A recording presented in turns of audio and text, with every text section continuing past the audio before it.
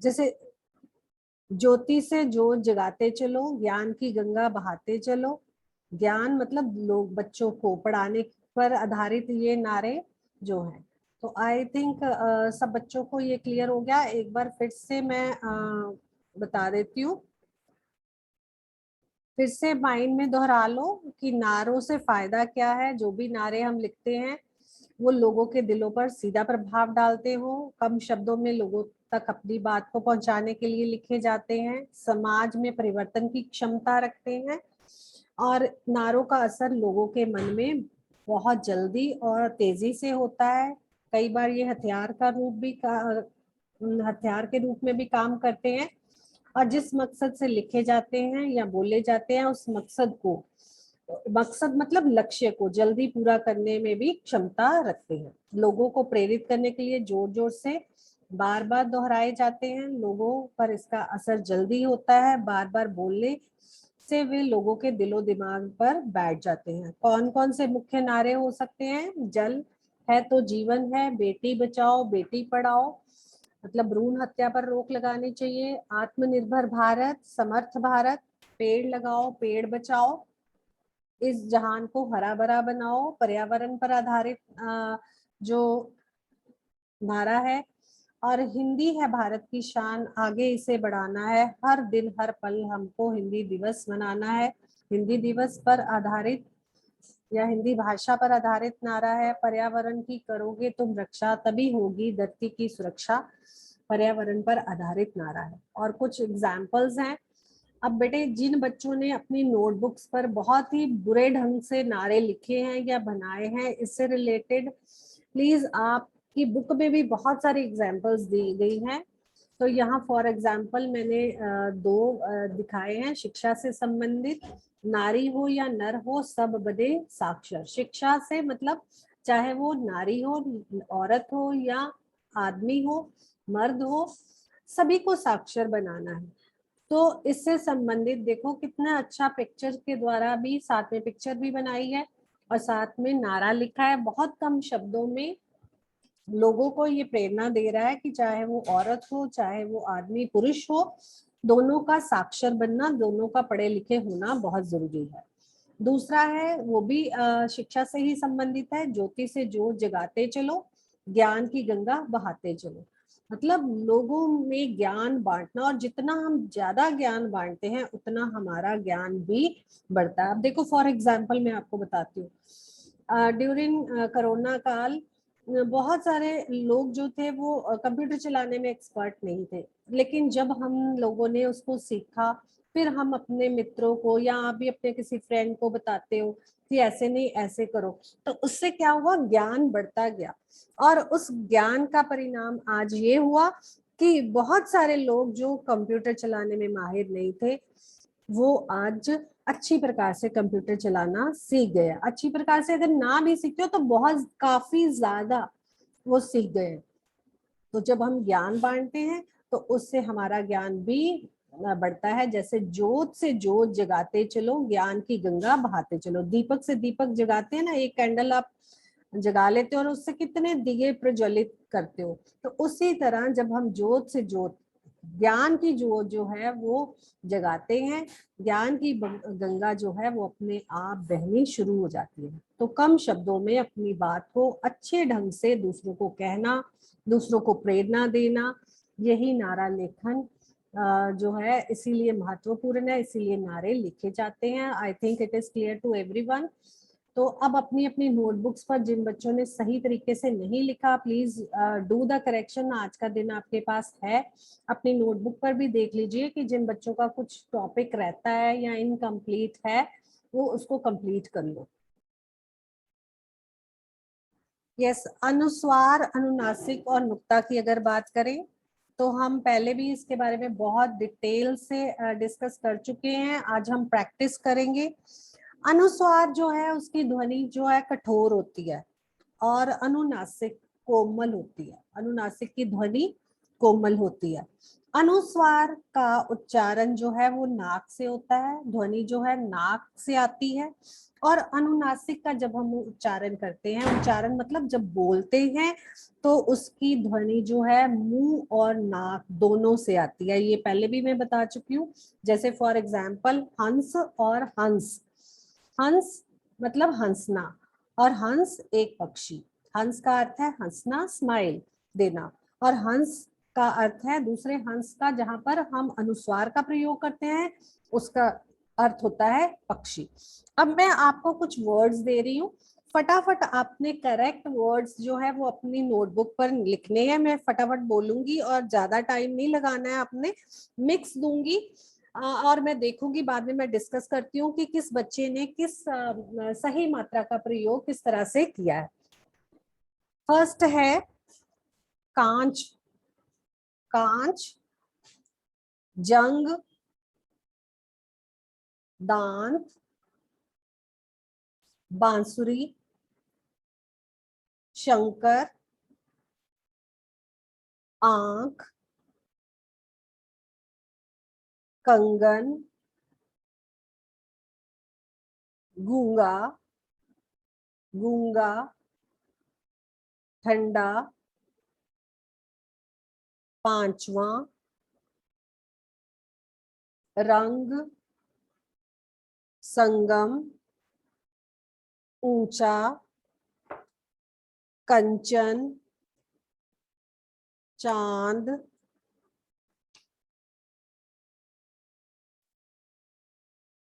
तंग, पंख, गांधी, बंदर,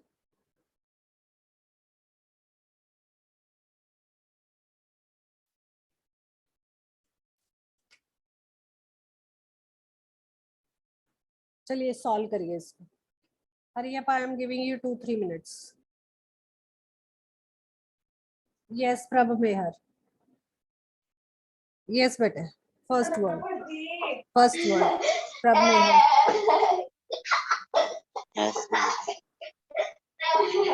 कंस, व कंस पे क्या आएगा, अनुनासिक या अनुस्वार?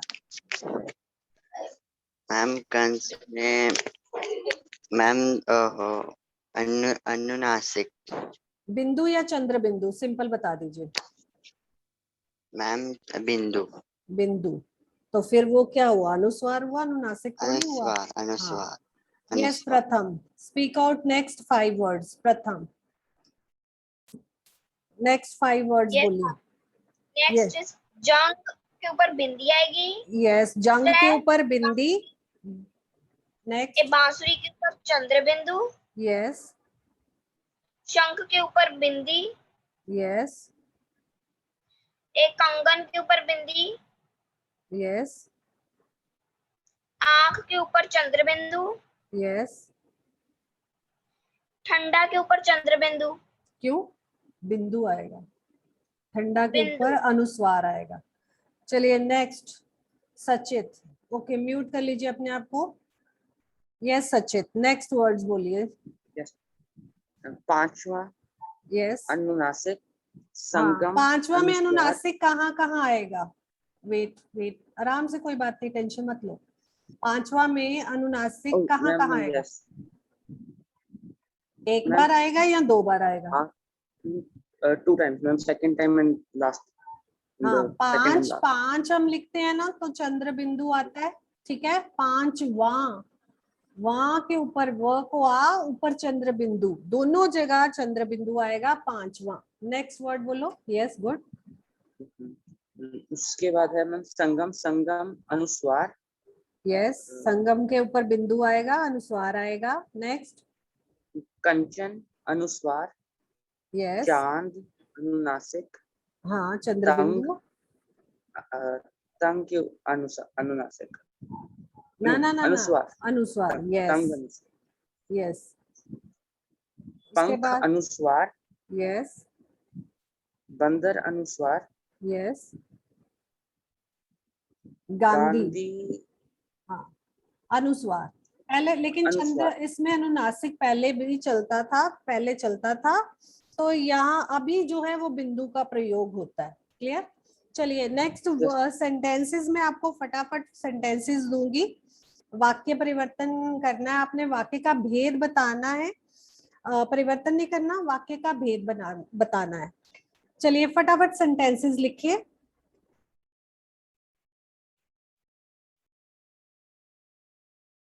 Yes, first sentence. Yes Anshika, unmute करो। यस बेटे, फर्स्ट सेंटेंस बोलो। अंशिका अनम्यूट करिए। Yes ma'am, good morning ma'am. Good morning. अरे धोबी कपड़े धो रहा है। विस्मयवाचक वाक्य। विस्मय आदि बोधक वाक्य, विस्मय आदि बोधक वाक्य। Very good. Yes Parneet, next sentence. Parneet unmute करो बेटा। क्या धोबी कपड़े धो रहा है? प्रश्नवाचक वाक्य। यस, प्रश्नवाचक वाक्य। नेक्स्ट मनकीरत। यस मनकीरत।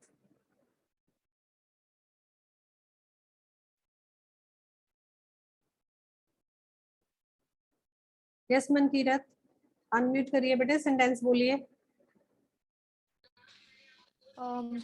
धोबी कपड़े धो दो। हाँ आज्ञावाचक। हाँ, आज्ञावाचक वाक्य, आज्ञार्थक वाक्य या आज्ञावाचक वाक्य। Very good. चलिए नेक्स्ट प्रथम, हैंड रेज करते जाइए। Okay Kashika. Yes Kashika. Good morning ma'am. मैं चाहती हूँ कि धोबी कपड़े धोए। इच्छावाचक वाक्य। यस, इच्छार्थक या इच्छावाचक वाक्य। Very good. नेक्स्ट ओके सचित, सेंटेंस बोलिए। शायद धोबी कपड़े धो रहा है। धो रहा होगा। यस हाँ, धो रहा होगा, संदेहवाचक। हाँ संदेहवाचक वाक्य। Very good, Sachit is doing very well. Next sentence, next sentence. Okay Salil. Yes. यदि धोबी कपड़े धो रहा होगा, संकेतवाचक। हाँ संकेतवाचक वाक्य। Okay next sentence. Himanshi, Himanshi unmute करिए, नेक्स्ट सेंटेंस बोलिए हिमांशी।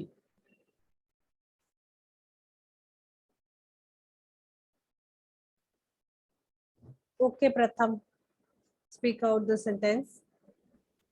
राहुल पढ़ता है। विधानवाचक। विधानवाचक वाक्य। Very good. Shikha next sentence. Shikha. इसे मत पढ़ो एंड आंसर इज निषेध, निषेधार्थक वाक्य। यस, इसे मत पढ़ो, निषेधवाचक वाक्य। Okay very good. उसके बाद नेक्स्ट इज कशिश। यस बेटे कशिश। Yes ma'am. क्या बूढ़ा चल नहीं सकता? प्रश्नवाचक वाक्य। क्या बूढ़ा चल नहीं सकता? प्रश्नवाचक वाक्य। Very good. Next sentence Kashika. Yes Kashika. Ma'am there is no more sentence. Okay finished all. Okay yes ma'am. चलिए 1 2 और कर लेते हैं। करोगे? उसे मेरा पत्र मिल गया होगा। Do it. उसे मेरा पत्र मिल गया होगा। यदि समय पर दवा लेते रहते तो बीमारी कभी ना बढ़ती। ओके परनीत। यस परनीत, उसे मेरा पत्र मिल गया होगा। संदेहवाचक। यस संदेहवाचक वाक्य। यदि समय पर दवा लेते रहते तो बीमारी कभी ना बढ़ती। Anybody else from the meeting? बहुत सारे और भी बच्चे हैं। यस हिमांशी। ओके हिमांशी। विधानवाचक दो बेटे, वाक्य। संकेतवाचक वाक्य। कौन सा वाक्य है? संकेतवाचक संकेतवाचक। वाक्य। क्योंकि जिस वाक्य में एक वाक्य की क्रिया दूसरी क्रिया पर निर्भर होती है उसे हम संकेतवाचक वाक्य कहते हैं। I think it is clear to everyone. Clear everyone?